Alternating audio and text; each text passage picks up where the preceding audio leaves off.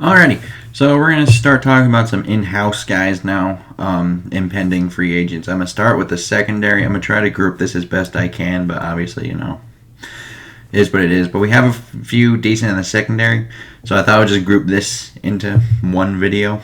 We're going to start at the top with Anthony Harris. He had 6 interceptions, 11 pass deflections, didn't force a fumble, but he did recover one. Had 23 targets, 15 of those were completed, 65.2%, which actually isn't that bad, to be fair. Usually if you're in 60 to 65% range, you're like, okay, that's decent. Only allowed 151 yards, 10.1 yards per completion, 6.6 yards per target. Did not allow a touchdown, only allowed a 44.2 quarterback rating. He did miss 3 tackles, so missed tackle percentage of 4.8%. Trey Waynes is a little bit different. He had 1 interception, 8 pass deflections, 2 forced fumbles, 1 fumble recovery, and then the big problem. Like, a lot of people, Rhodes was so bad it kind of overshadowed this problem with Trey Waynes. 96 targets, 71 completions on those 96 targets, allowed a completion percentage of 74%, 719 yards, 10.1 yards per completion, 7.5 yards per target, allowed 5 touchdowns, allowed 107.9 quarterback rating, missed 5 tackles, which is a 7.9% missed tackle percentage, which is completely horrible. And then you also have Mackenzie Alexander here. 1 interception, 5 pass deflections, got a fumble recovery, no forced fumbles here. 58 targets, 38 completions allowed, 65.5%. Once again, that's in in a pretty decent range there. Allowed only 324 yards, 8.5 yards per completion, 5.6 yards per target. Did allow 2 scores. Also only allowed an 84.3 quarterback rating, which what was the exact number? I can't remember it. But for quarterback rating, just keep in mind, I think it's in the low 90s for the average quarterback rating, just for a quarterback throwing. I think it's like 91 or 92, something in that ballpark. So 84.3, also not bad, considering that's below average for a quarterback. Did not miss any tackles, which is good. Then Sendejo. This is combining both the Philly and Minnesota tenure this past season. 3 interceptions, 4 pass deflections, didn't get a forced fumble, didn't get a fumble recovery, allowed 12 completions on 21 targets, 57.1 percentage, 176 yards allowed, 14.7 yards per completion though, 8.4 yards per target, did allow a touchdown, but only a rating of 60.4, missed 5 tackles, which is 11.4%, which is not good. Then you have Jaron Kearse.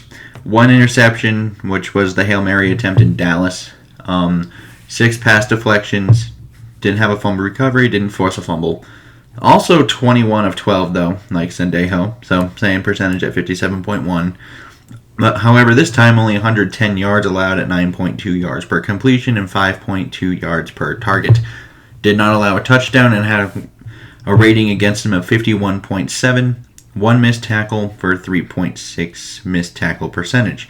So, now that we got all the numbers out of the way, and technically Marcus Sherrills is also a corner, but we'll save him for last because he's not really a corner.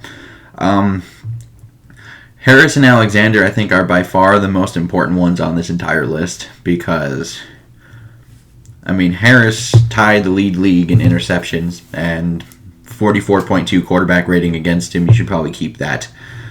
And Alexander, I feel like, is a solid nickel corner, especially for how Minnesota likes to play it.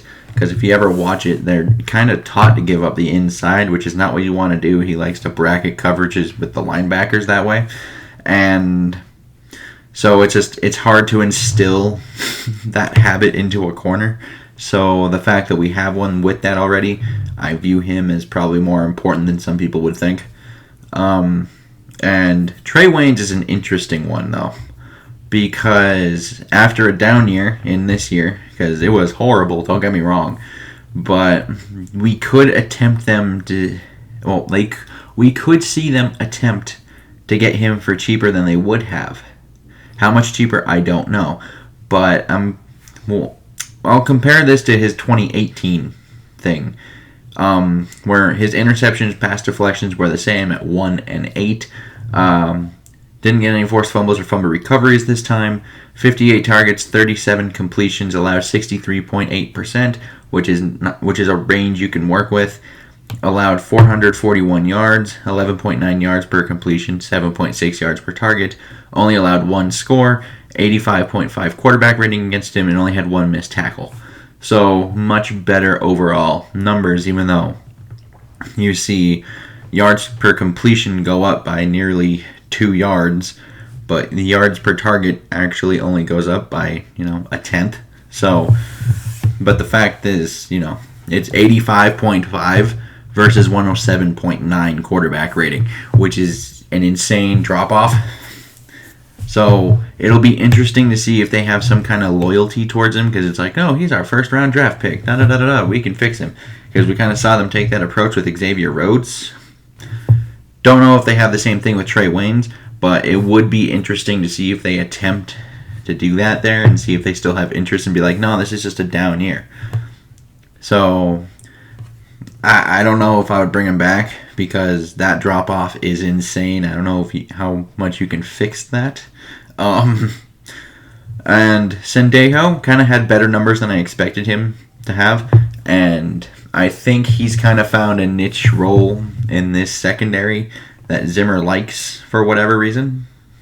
And I'm thinking it's probably going to be back on a super cheap deal, if I had to imagine.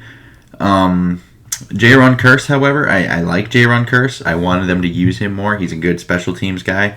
However, he has expressed multiple times on social media, for those who do not know, that he would like to leave.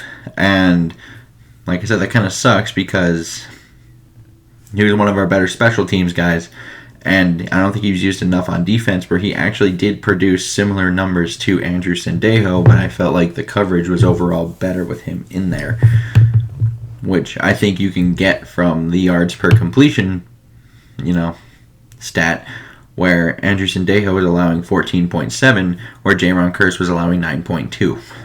So that's 5 yards of difference on the completions. And Sherrills, we're going to end it with him.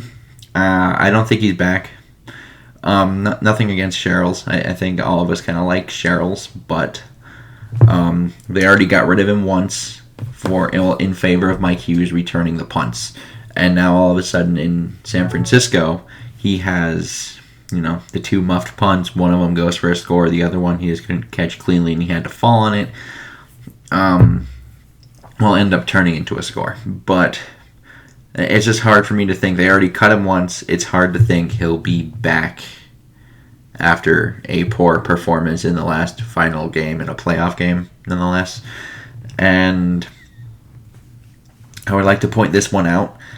Xavier Rhodes isn't on this list because this is only impending free agents. As of right now, Xavier Rhodes is on the roster for 2020. So keep that in mind before you comment like, where's Rhodes? Well, Rhodes isn't here because he's in a totally separate group, which I already kind of did a video on, but I will link the cap space video in this, because that's another part of this. It's not just as simple as, oh, let's keep our guys. No, Minnesota has a bit of a cap problem right now. Don't know if you've heard, but yeah, I'll link that in the description below. And, also comments and stuff, thoughts, always good down there. And, liking and subscribing usually helps. And until next time, I bid y'all adieu.